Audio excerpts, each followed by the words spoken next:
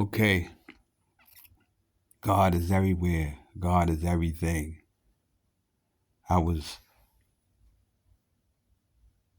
I was going upstairs to put my phone in the attic, and I turned it around and put on the flashlight, and so that it could shine in the darkness where the cat's at and where the demons are using the cat's debris and rubbish to manifest an aura of evil because it's dark and it smells because of the old house and the inside of the walls of the house. Anywhere where it's been dark for a long time and inside of any creation, it starts to reek from years of rain and getting into the wood, and the the insulation, the Pink Panther starts to smell, and it rots away and becomes fall into bestos, and it becomes bad dust that can choke you and hurt your eyes. So all that starts to, the inside of the walls start falling apart and start smelling if you don't, renew the inside. And, it's just, if a house is so old, it just needs to be done over again. Okay. But old houses is where a lot of the ghosts and goblins and dwell. Okay. So when I turned the phone around, I realized God spoke to me, and he said, he didn't speak to me, but I was wondering. Now, I've had the flashlight on, and I'm like, I realized that God, and then I left a channel on with a YouTuber talking some prayers, and I realized that God was there listening to that. He was up there with the phone, watching over the phone and watching over that area. And then I realized he sees everything that I see, that God can see through my eyes, and he also sees everything in the house. Jesus can definitely see everything in the house, because he showed me where things I lost was at that were hidden way back in the closet. So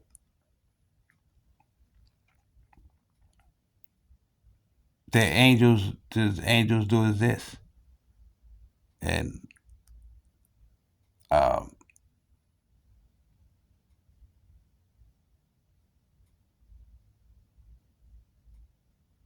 there is a force that may be God, that seems to be God, that can see Jesus. I definitely know that Jesus can see everything.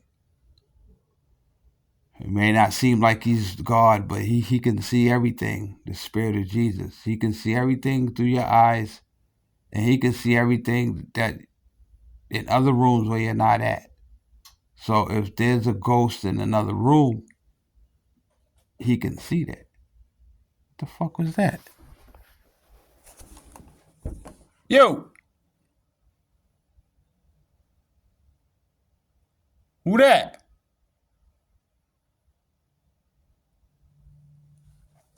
Some footsteps in my backyard.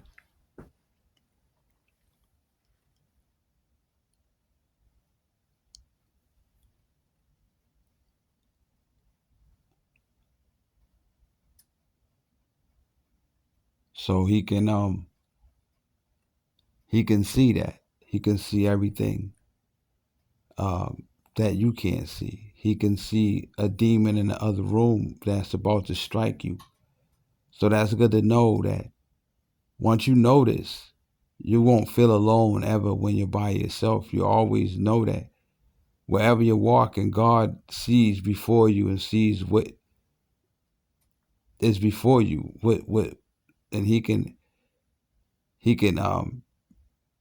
your prayers and speaking well about God and complimenting him and his greatness and constantly talking good about him and speaking confident about knowing he's going to do something good and constantly talk about paradise can help him to guide you from not falling in that hole, that pitfall you don't see. So I found even deeper that God can see everything.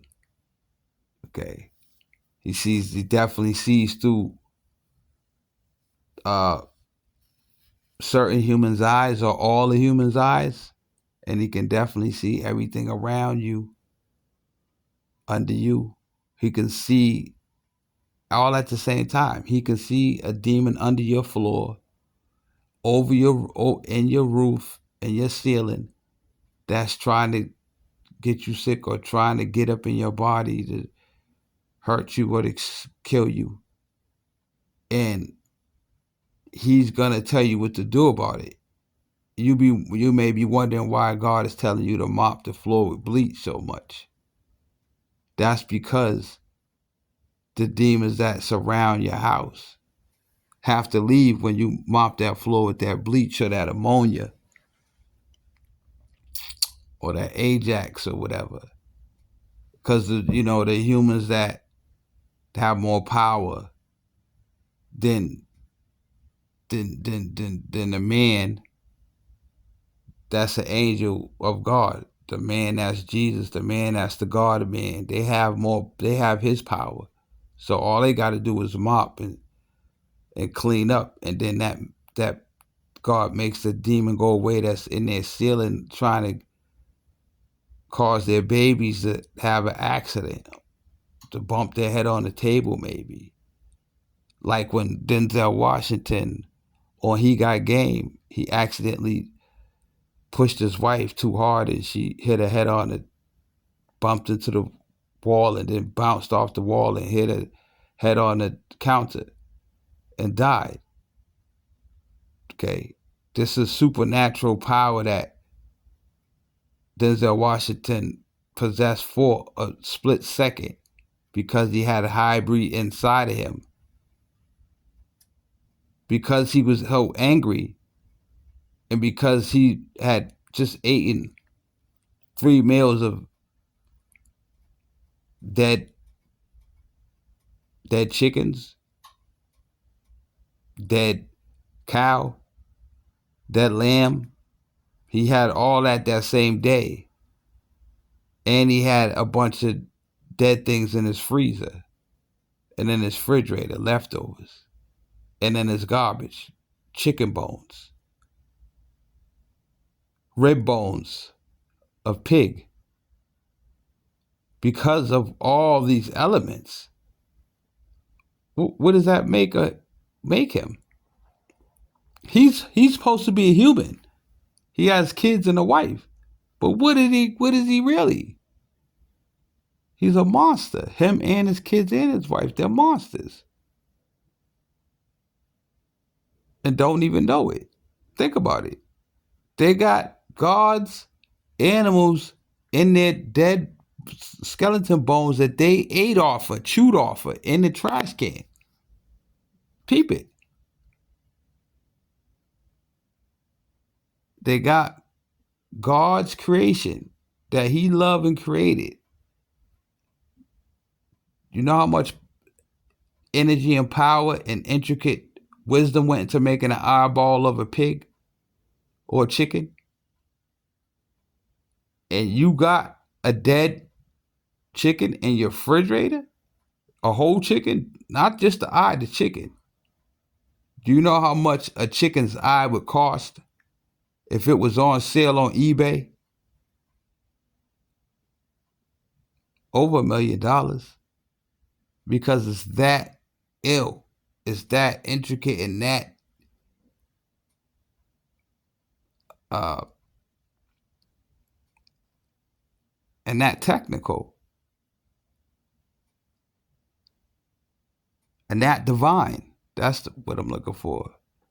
The eye of the pig is divinely made by immaculate creation with immaculate intelligence and immaculate power to create and take substance and make it come alive. An eye is alive. An eye of the chicken is connected to the brain, which a brain is a very expensive part of an animal. A brain of a chicken or a pig would go for way more than $1 million in a science museum. Alive, not dead. I mean alive and working. Think how much it's worth. That's like a mini Earth. It's hard to make. You can't make it. No human on the earth can make a pig's brain. And really, no human on the earth can make a car. All the wires and stuff that go into the car. So this is something that God created. You can eat a car and God don't care. You can have a dead car in your refrigerator. God wouldn't give two shits. You can have a muffler in your freezer and you could have a bumper in your garbage. But you can't have his creation, which are his children, which are pieces of him, in your belly and in your garbage, and then your kid's stomach, and then your refrigerator, and the leftovers. Think about that. That definitely sounds to me like some monsters that are down inside of God's humans eating his animals. Now, how the hell did this happen? Okay. But yeah, Denzel accidentally, he got game. Check the movie out right now. Google it on your other phone. And his son name was what was his son's name? Jesus. That's right. Okay. So Jesus' mother passed away because Jesus' father accidentally had an accident with the mother and killed her by accident. He was so busy yelling at his son.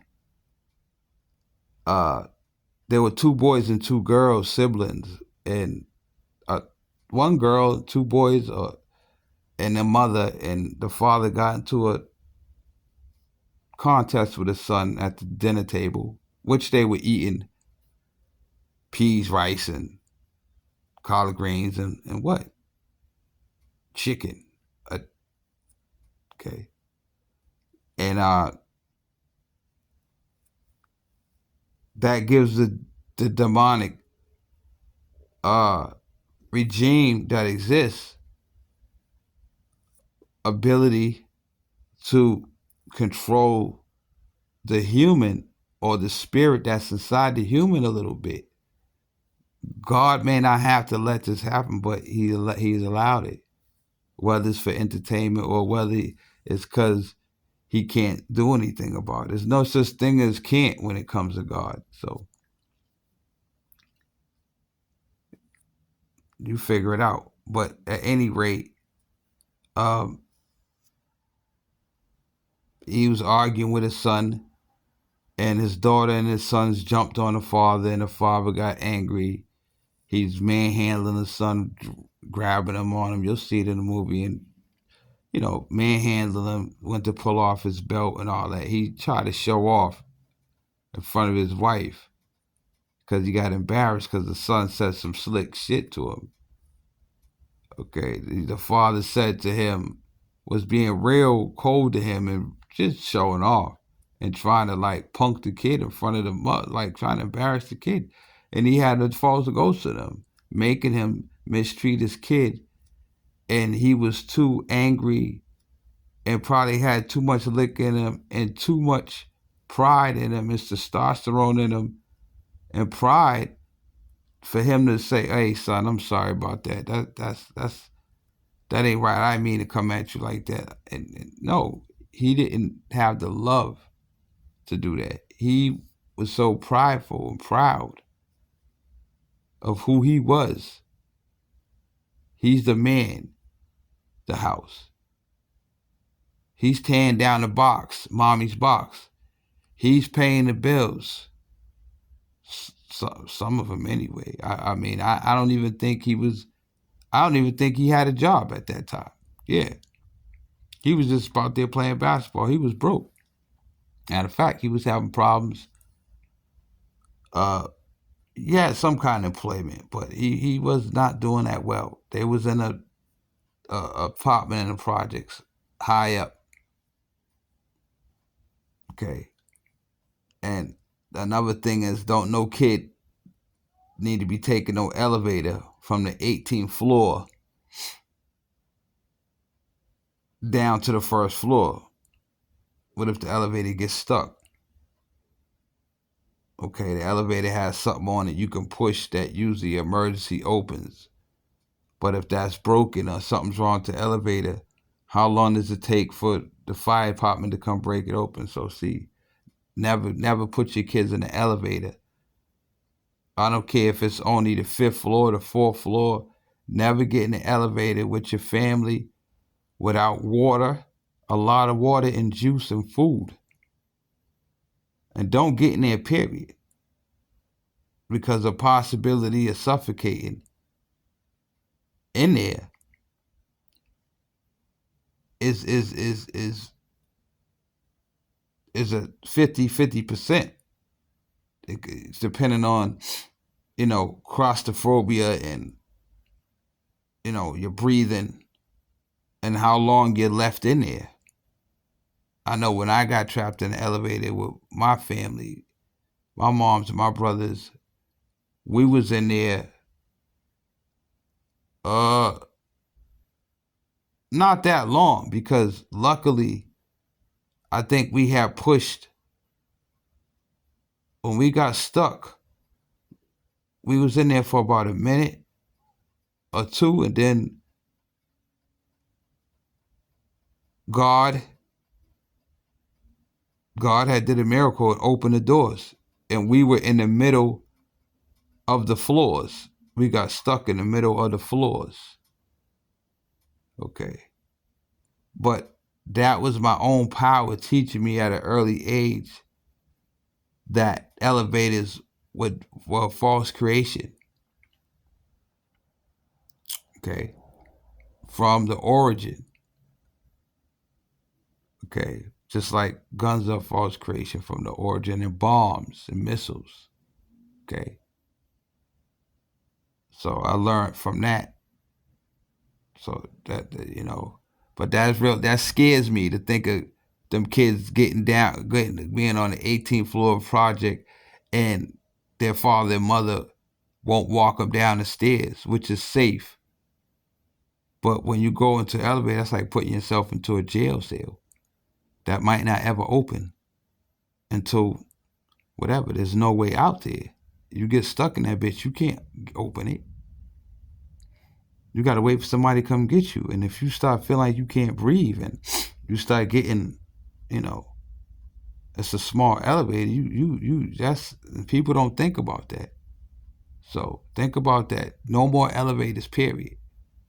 Anybody who listens to this, I'm telling you.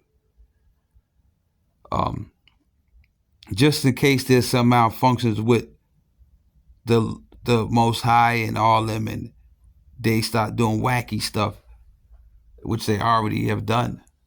A lot of people have got trapped in, over millions of people have got trapped in elevators for short periods of times and long periods of times.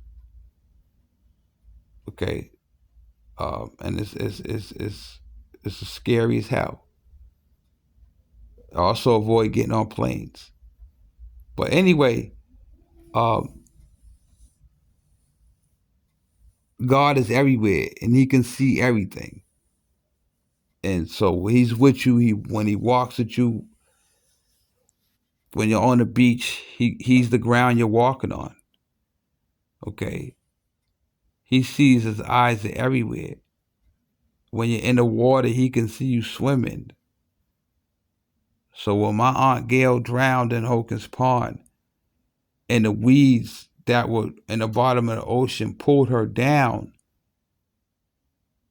to the ocean, and her own friends, her own boyfriend and his friends were drinking and smoking right on this beach and seeing her drowning, and they I guess they were too scared to go in there and save her.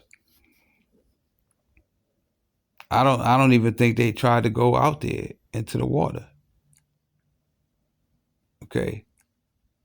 I don't remember hearing that they even tried to save her. They didn't. They panicked and yelled and called for help, but they didn't want to go out there. Why didn't they want to go out there? Love, you can't control love. And if your girlfriend's out drowning, God is gonna dwell in you. You're gonna get in that water anyway, and you're gonna try to go save her. You ain't even gonna be able to control. You're gonna become a different person. A lightning comes in you and makes you go out there and do that. So where was God when this happened? Why would God let this happen on purpose? Think about that. Where was my power? Okay. So this was all part of God's plan, all part of his story. Okay. But it ain't part of my story. Now, there's been many instances where people have been in the same situation, mother drowning, the father, although he can't swim that well and doesn't like cold water and doesn't want us to go out where she's at because it's kind of far. That's another thing. I think she went kind of too far where they couldn't get her. And by the time they went to go get out there, try to go out there, I think like the weeds pulled her down. I don't even think they knew that she was drowning. Like it's weird. It's like, how can some weeds in a pond pull you down? Okay, so the seaweed, it's there and it waves in the water. She was on a part of the Hocus Pond where you wasn't supposed to allow to swim. It's like wild under there. But how far did she go out? I mean, it wasn't probably no more than 10 feet or something like that. But they say she was high and drinking, and they was smoking Flav and all that. Most likely, definitely smoking Newports and definitely smoking. Let's look at the contents and how they got put in this dream. Why did they get put in this dream? Well, I believe the mother was abusing the daughter, which is my niece, Kiana. My father's niece, um, Kiana, and I think she was just a bad influence and a bad parent to Kiana. I think that she had did something to Kiana, or them two had did something. They were wicked. They had like demons in them, and they were definitely feeding her dead animals and definitely doing drugs around her. But do you think God let her go for that reason? Is that part of the reason? Is that, I mean, something tells me that has something to do with, nobody dies for nothing, you know. So there's something behind it. Okay. It's almost like the Job situation where God did all this stuff. He did a lot of shit to my father. His parents passed away when he was 14 at the same time, in the same year, within the same months. Then he had to raise his brothers and his sisters by himself, and he had to come from Alabama down to Boston and become a carpenter with no school by himself. And then his sister dies. And that dumb shit. And he's wondering why nobody went and helped her. He can't figure out why Kiana, the father, the friend, didn't go out there and help her. How far was she? How could some seaweeds pull her ankle, wrap around her ankle, and pull her down? It's like a whirlpool sucked her in. Like she got stuck. Why would? So that proves to you that the earth itself was so, understand this, the earth was enemies with the humans. It's been enemies with the humans. The earth sucked her in and killed her. You understand? She is partaking from the death of the animals. So it's karma. It got to be something to do with that. Okay, because the earth, the ocean definitely took her. Okay. This is something to learn from, so that you know that the nature does fight the humans. Okay. And that the nature does have eyes and can see. One time these guys were looking for gold, and they kept going to this rock, chopping gold out of the rock, and the water started coming up, knocking them down every time they got up to go steal. So if you steal from the earth, if you, in any form or fashion, whether it be killing animals, if you kill an animal, if you got a job killing animals for a living, the earth probably will end up killing you some kind of way. Okay. But the earth and the water, the whirlpool sucked her in, and the weeds. So the earth, I don't think it's because of her being she was a good mother, as far as I knew, and a wonderful person, cool as hell. I honestly believe that the water is wicked.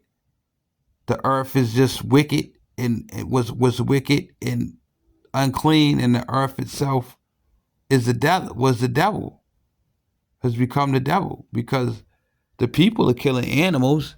So the earth does the same thing. The earth kills the people. If the God of the earth is killing people, if the dream's killing people, then the earth follows what God and the people do. The water definitely attacked her and drowned her. But that couldn't have happened to her over in a part where everybody she was told to swim at, because they had that cleaned out and had it preserved for that, and then they had lifeguards. Okay, so that happened, it wouldn't have happened because they don't have nothing there. She was in a part where there was weeds and junk and garbage.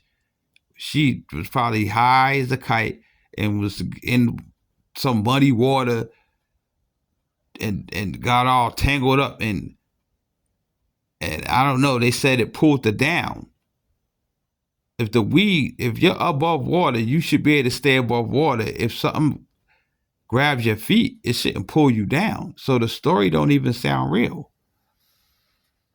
So I'm thinking about the story, and I'm like, did this really did this story, is this story real? Okay. So I'm gonna get back to you.